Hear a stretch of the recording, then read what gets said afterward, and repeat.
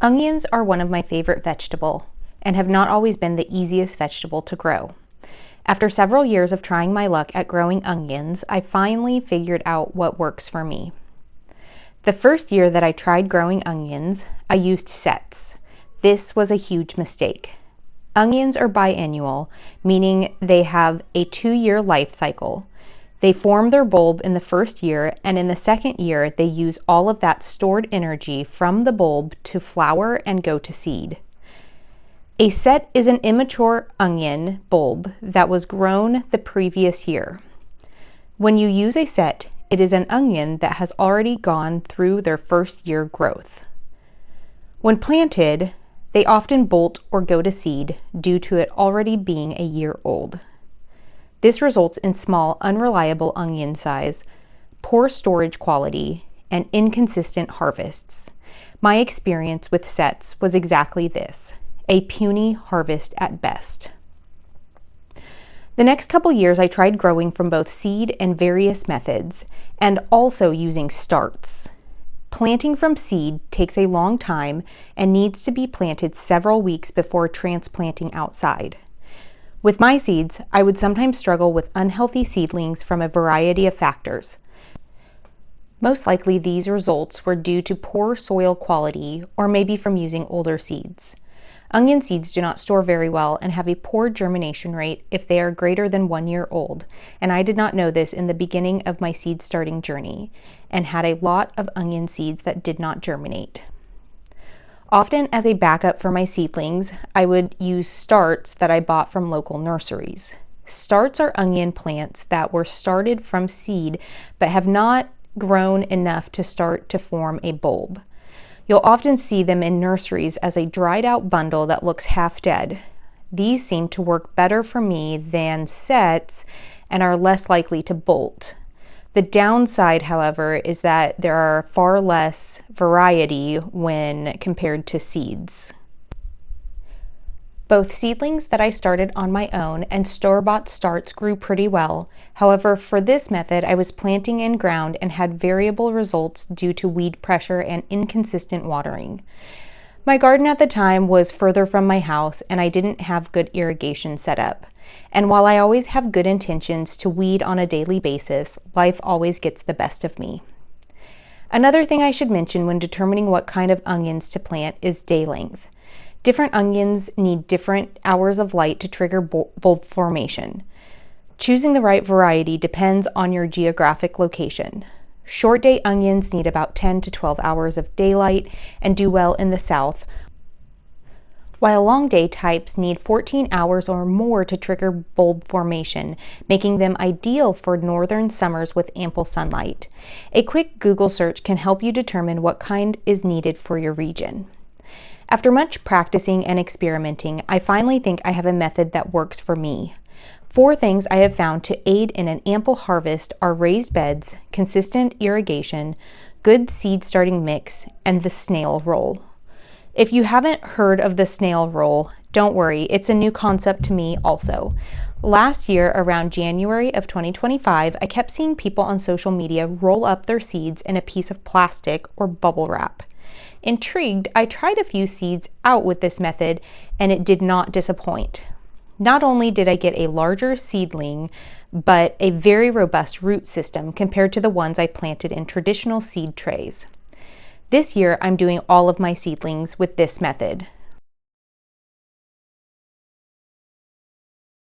Is my onions that I've started. So I tried 2 different methods this year. One I just put in these cell trays, and they did really good. But the other way I keep seeing all over social media is the snail method. And I actually am really impressed with it. So this is the snail that I've got going on. Yeah, it's right here, buddy. And these were planted at the same time. These roots are so long. That's cool, guys. The onions are twice as big. I'm going to compare them for you. So this is the the ones that were done in the cells, and they're still good. But look at that. Look at the difference there. That's awesome. I don't know if you can tell, but like one root system's like tiny. For me, raised beds are easier to keep the weeds out of and control the kind of soil I have. Raised beds can be expensive and not always accessible for everyone, but I would recommend adding 1 or 2 small ones each year. My husband ordered these generic ones offline, and they have worked amazingly. To save money, you can fill the bottom with compostable materials. The fall is a great time to use garden debris, including fallen leaves or grass cuttings, and even kitchen scraps throughout the winter. Cover the top with a layer of compost once it's mostly filled with your materials, and after a few years, you'll have tons of raised bed space. When setting up this garden space, I added in irrigation and used a timer for consistent watering. The last thing I have changed in my seed starting is my seed starting mix. I'm nowhere near an expert on this topic, but I finally found a reasonably priced soil with good drainage at my local hardware store. With these modifications, my onion harvest has completely changed. Over the last few years, I have gone from golf ball sized onions to baseball and massive grapefruit sized bulbs. The reason I love onions so much is that they are essential for cooking many savory meals. Onion flavor is a complex profile ranging from pungent, sharp, and spicy when eaten raw to sweet, savory, and rich when cooked.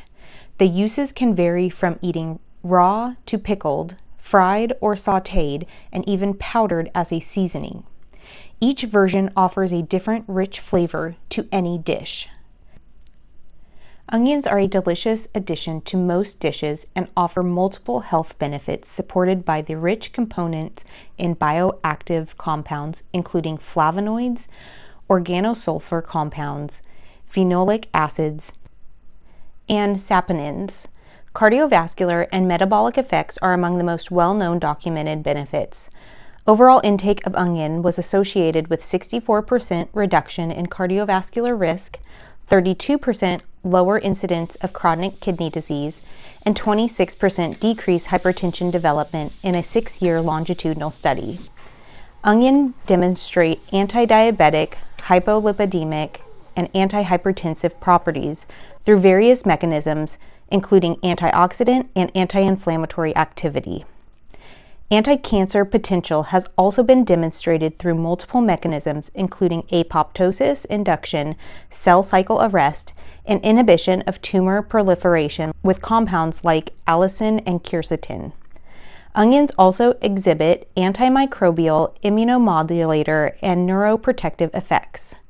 And above all, they are delicious and can often bring any meal to the next level.